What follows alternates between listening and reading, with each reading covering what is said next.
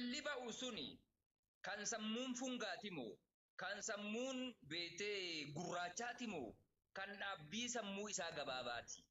Dhugumatti ati sanyiin argachuu barbaaddu kan bifa bareedu moo kan yaada bareedu kan ilaalcha bareedu kan kaayyoo bareedu kan jireenya bareedu dhala akkasiiti kan argachuu barbaaddu. Dhugumatti bifa bareeduudhaan yoo ta'e dhageeffadhu. Dhugumatti yoo bareeduudhaan ta'e Alaanati quuteetiin mataa keessa quutee gara osoo kabaltu sammuuyyuu duuchite mucaa sammuu qabuun dhaltu dhugaa sitti hima. Baay'ee dhalli dhalatu dubartiidha. Dhugaa siin jedha. Dhalli dhalatu dubartii abbaa irratti sammuun hundaa'aa dubartii shaaqira yoo ta'in dayyuutee mataa keessatti quutu. Mucaa dondaa wayii lafa keetti dhagaa. Wallaahi haywaachi deem jedhanii. Maali burruusa miti imsaarii damee dalagaan kiyya kan dhahuu ta'ee jedhe burruusa miti madooshaa miti ani maaliif hin callisee rukta osoo siyya kan dalayne osoo siin badii hin qabu. Garana deemi jedhaan mataa keessa qo'aa garas deemi doomaa arana ismanna arwan akkana usuuf lamni sheetaan Anamma waa'ee jiddumaan xiyyallee dubbachaa yaana jiddumaan xiyyallee dubba amma ati wanni takka sirraa nafne ni bareedda yaada bareeda qabda wanni sirraa hanqateen jiru maha wanni irratti tuqu ni jira. Mali yette bulla.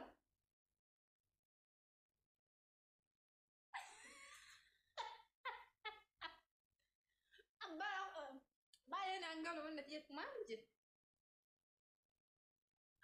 Amma fakkeenyaaf miira keessa maaliif galta zabana kana Usmaan sitti haasa'u?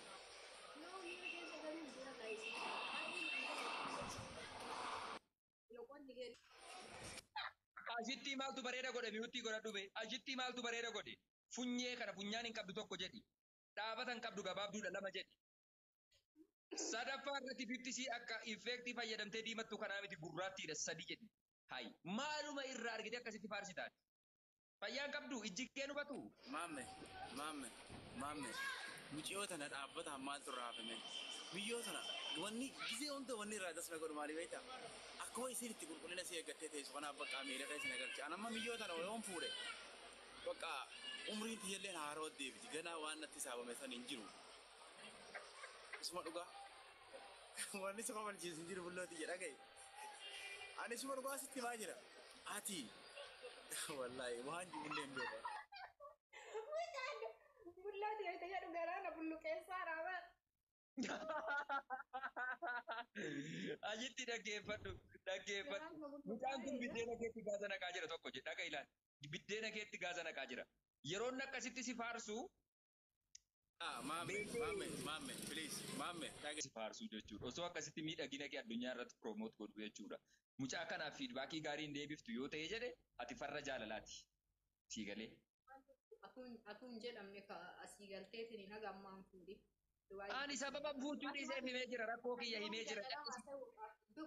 Atuun tima kan keessatti dhagaya jetti. Dhagayi gaafa Itoophiyaa dhuftu laayibii hin galle. Itoophiyaa galteen dhokate laayibii hin galle. Erga Dubaayitti deebitee laayibii galte. Daalachoftee Itoophiyaa yeroo daalachoftee. Osoo hagaati biyya kana turteetiin osoo hin fuudhiin akka muka silkii dhaabatteetiin biyyatti illee afaa jirtu kan osoo Hamzaan waggaa takka biyya tana jiraate yoo xiqqaate meetii 12 akka qabu beeka tafuudhe. Bismillah bilchee. Miti. Fikri gabaa shaalladhan. Jaalala akkana natti himee si dandeenyeef biyyi natti jedhaara namni akkana jaalala natti himee. Maaltu biyyi sitti jedha mucaan kanuma dhugaas jaallata dhaggeeffadhu. Miidhagina kee illee himee jira. Dhaabbata kee illee himee jira. Waa hunda waan ati qabdu jechuudha isa garii inboxiidhaan sittaa dubbatu miidiyaa irratti silaa waan ilmi dhiiraa tokko nama jaallatuuf hin jenne waa baay'ee dubbatee jira. Andalaan jaalladhu inboxiin itti dubbachuu ni qaama. Mucaa kana jechuudha biyya Kaayiroo akka jiru beekta. Ashittiin Kaayiroo natti. Sure, why not? Cairo visit matrika alama lendo. Oromo garaa kee muradhu. Maammadoo garaa kee muradhu kana jala jirti. Hamzaa yoo ta'e jedhee waan qabu baafatee dubbatee jira. Ashitti illee yoo taate mallattoon isiin agarsiisaa jirtu. Namni tokko yeroo du'u jedhu mallattooleen agarsiisaa jiru. Jechuudha yoo inni dhufe yoo namni dhufee bar dhugaa jedhaa naan jedhe akka nama Oromoo kamitittuu wallaallaa wal barannaa waliin haasawin itti zokkee gara ta'utti deemu.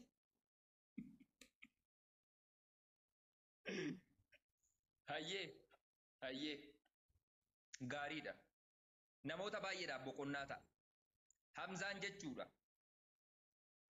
Yeroo baay'ee miidiyaa kanarratti jaalala shamarranii faarsuudhaan nama ekspiriyaansii qabudha. Muuxannoo yeroo dheeraa qaba beektee. Amma dhiirri gariin jaalala isaa kana baasee ibsatu.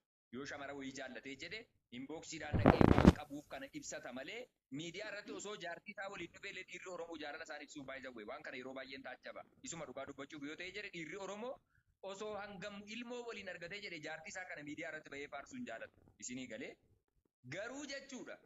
Namni kuni yeroo baay'ee ciikota waliin hariiroo qabu miidiyuma irratti bahee faarfata. Sodaa akkasii hin qabu.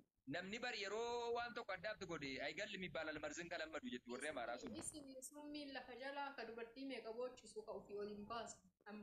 Eenyuun takkaa shamarran kolfisiisuu bashannansiisuu malee boochifnee hin beeknu. Shamarri boochiseera amboo'eera jettu abbaatee dubbatu. Guyyaa tokko jechuudha dhaggeeffatu. Fatamma Dubaayii jiraate. Kun baay'ee nu naasofsiisi. Nama nadhiisme nama iccitii walii baasee nun godhin. Shira diinaati kuni dhaggeeffadhu shira diinaati. Malee nuti. Yeroo amantee.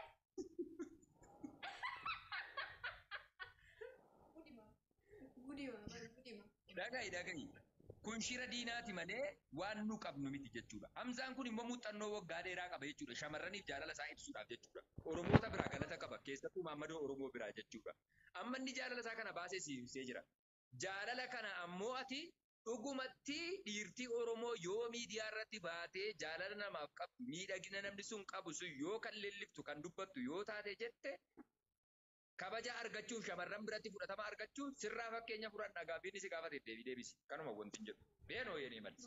Gaaffiin haala salphatti hin deebi'u inni bareeduma kiyya ibsee akkana barbaadaa jedhe malee wanni inni dalage tokko hin jiru akshiiniidhaan hin haasa'e malee. Wanni haasa'e kana ammoo dhugoomsuun isa galti. Dhugatti jijjiiramuun jijjiiruun ammoo akka dubartii takkaatti jiras taa'eetiin hin eegu.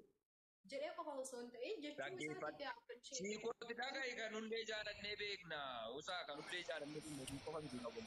Shamarri tokko jaalannee yeroo jana jennuun jechuudha. Yoo isin jaalala namaaf qabaatte mallattoo isin agarsiiftu wayii irraa hubanna nu warri dhiiraa jechuudha sii galee. Muuxannoo qabnurraa jechuudha. Muuxannoo bara dheeraa qabnurraa jechuudha. Atamma mallattoon agarsiisaa jirtu Hamzaa kanaaf miirri kee waan gaarii tokko akka qabu jechuudha sii galee. Bahee mul'ata jechuudha sii galee. Dirqama doktora ta'uu hin qabnu. Miira badaa namaaf qabaadheen beeku. Miira badaa isa kan kaanii miti ati dubbii gara faallaatti hiikin beekaa hin jallisin. Jaalalumaan jechuudha xiqqoo waa akkana keessa akkas shooksisaa jiran. Kalee walii haasoine akka inni itti na ibse dhugaa akka inni itti na ibse akka inni itti waa hedduu na ibse. Hedduu na gammachiiseera. Akka dubartiitti ammoo maddana das ileenyaa. Hedduu na ibsee haga ani ofii yaadne ol waan gaggaarii natti himee Harargeen biyya jaalalaa si'atuu dhaqee argite jechoota gaggaarii wayiitiin loqoda bareeda wayiitiin natti himee na bakka juubu natti jedhe. Kadeedha. Haan ammoo. Hamza carraasii dabarsee jira. Ibsadhu waan garaa kee jiru goota kiyya. Itti muddi si waliin jirra nuti qeerroon Oromoo aarsaa ati kafaltu dudduuba dhaabannee si cinaa dhaabbannee si gargaaruudhaaf nuti faana jirra. Tokkumaan nurraa gad bu'ii nurraa qilleensa kana biisiisa. Bismillah jeen dubbadhaa. Duraan talti nama malaataa kan jaalanne keessaa natti himtee jirti. Inni lammaffaa immoo Abdii murii turkisi keessa. Anuu sotaan kee turkisi keessa.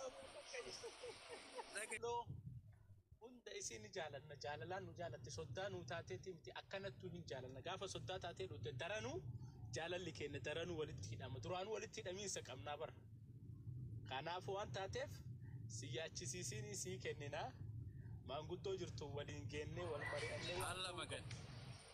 Maanguddoo magaa. Si qabnaa intala nagaan kuyeet qubattu.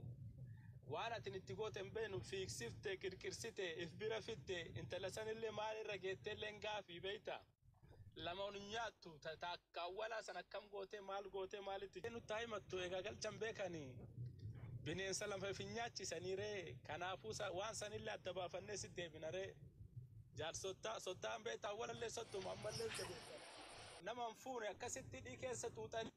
Akka karameellaa dastaa karameellaatti tuutatanii amma gaafa isaan simannaa yoo jedhanillee rakkoodha.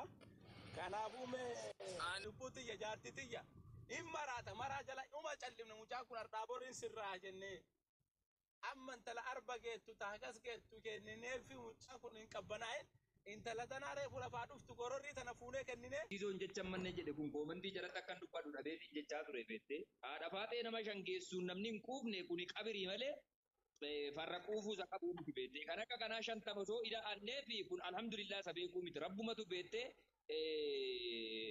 gadalbaamitu isa godhee hin quufu wanni isinii garaa jira miti nutamma muciyoo gosa qabdi ahlii qabdi. Isii kaleessa fuutee jette sana jechuudha maaliin akka baaftee jette namni wal fuudhuuf gargar ba'uu waan jiru namni ida'amuuf hirrifamuu waan jirtu jireenyuma ilma namaati waan ta'eedhaaf jechuudha sii galee isii kaleessa kabajaan nu biyya alaatii yeroo dhuftu akka tisiifni kormaan irra teenye jennee osoo eegnu kabajaan ulfinaan soddooma kee barbaanna jedhee uummanni kabbabee jechuudha marsee eegaa boodigaardiidhaan akka mootummaatti kabajaan biyya kaayirootti si ergee jennaan kallachaa firii dhungachaa baate suni. Maalirra akka geesse osoo uummataa gabaasne osoo uummataa gabaasan dhiyeessine har'a kanatti dhuftee naa kennaa margam fidaa daggalan fidaa daa'iman fidaa namni si dhaga'u hin jiru. Kan isii sanaa maalitti baaftee dhagaafiin gaafii bareedduu si gaafate siisoo. Kanaadha faatee maalitti akka baafte nuu himiti. Ooy sagaleen kiyyoo dhagame jidduudhaan. Tala gaafa awwalaaree silaas isiin na jaalattee dhufan hin jaalanne sannaan kennine jedhan uree gaafa awwalaa argannu hagan talte bakkaayyuun kaatiin haqaatti faatee bakkaayyuun ka'ini isiinuu jalqaba achitti haga hin dhufin isattuu maraatee viidiyoo hojjetee fi ol gara galee as naa kennaa jedhe. Egaa mucaan kun akkana maraatee intalti deemuu qabdi jennee wal mari'annee kantiibota kaayiroo jiranillee waliin wal mari'annee intala san akkasii geessine malee amma isiin natti dhufee akkana natti dhufte intala tan argachuuf sababa dhiyeessuun hin barbaachisu. Wanni amma gaafiin kennu guddaan isiinuu amma eessa jirti takka. Inni lammaffaa nama agas gahu nama arba gahu nama 5 qofaa miti nama 10 gahu.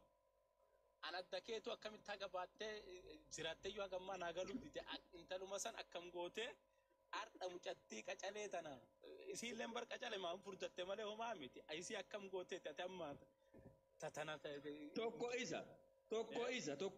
tokko isa intaloon kun shamarrummaa isii hin tuffanne jechuudha haati faatee biyya arabaarraa kaatee Itoophiyaa dhufte asii kaatee ammallee biyya Masrii jechuudha muciyoon bar maajilaan hin taate bar baas goda gaama taate addunyuma abuuraa jirti sababa mucaa kanaa jechuudha jaalalaaf aarsaa shamarrin talti Oromoo kabaltu mara kabaltee jechuudha. Nama kanaaf waadaa eegdee kaatee hangas achi dhattee wayita jettu amma muciyoo kanallee dararuudhaaf maaliif isii sana bakka ga'een osoo uummataaf baaseen ibsituu kana turuu kana wal barte wal agarte egaa wal baratan maashaallah bakka wal baratanii obboleetti tiyyata gaafa wala fuute taan gaafa tiyyaa eessa goote jettee gaafatte. Fuunee bar isiidhaaf galee jira akkaan isii fuute namni hammatee waliin gaggabee halkan sanuu bakka san bultan isiiyyuu hin dhabne jedhanii asliifaan isan bakka san seentanuu hin beeynu amma simannaan akkaataa ittiin itti simatteef jarrituun itti simatte kophaa bar. Asirraa eegaa osoo si wajjin deemu.